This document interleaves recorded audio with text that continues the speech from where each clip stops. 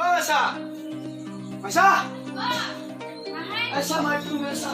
Hei, bicara mai tu mana? Angkat cina tu mai dah. Aku dah le, belok tahu nak mai dah. Mai mai tu. Man le. Bini apa yang lockdown tu kai dah tapi. Kamu nak kaya belok tahu, kamu nak ni.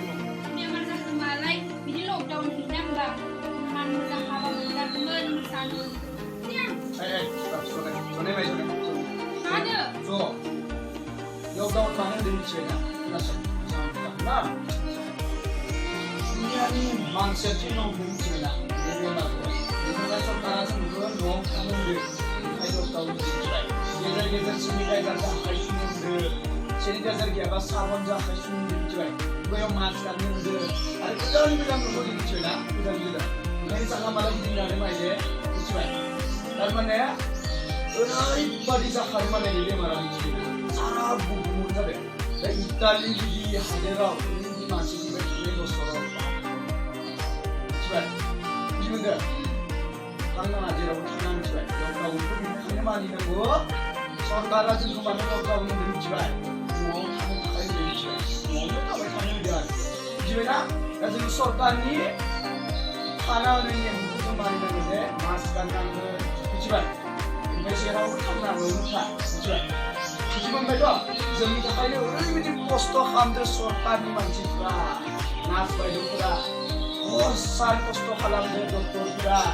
Ini orang mana Indonesia ni Manchester ini posto kalam de sortan itu daun sih. Badi posto kalam de sortan. Cuma mana berapa? Lockdown itu daun sih mayu. Bisa sih de konsumsi cuy. Mungkin sortan ni menai ni kerja. Thôi, nhưng cả cái sa sút cũng là sẽ làm gì nè? Jangan deh. Nào, mà 작은 게 뭐거든? 나무 부시네 내 뭐야?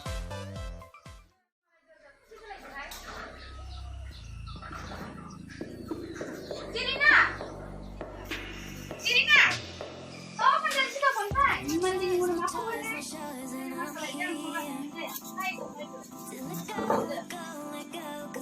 Oh, man, ada. Kamu boleh mbak?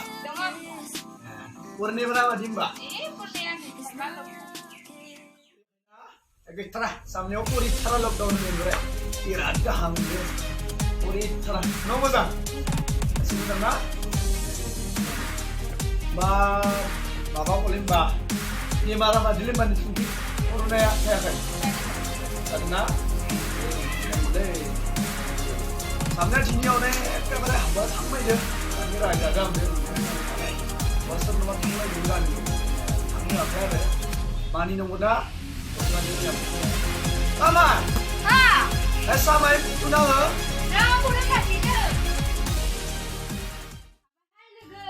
Lockdown tu lockdown tu ya sih sama sebab ni. Kalian hai? Oh, nunung lamba. Lengang. Coba ini lega derai selera lagi so. Hai deh. Ini mau beli nama hai? Hei, banyak sih hai. Kan sudah ada pembaik lockdown awal dari pasar. Zara kau ada mai mana? Buku nama ni buku. Tak kau bawa boleh.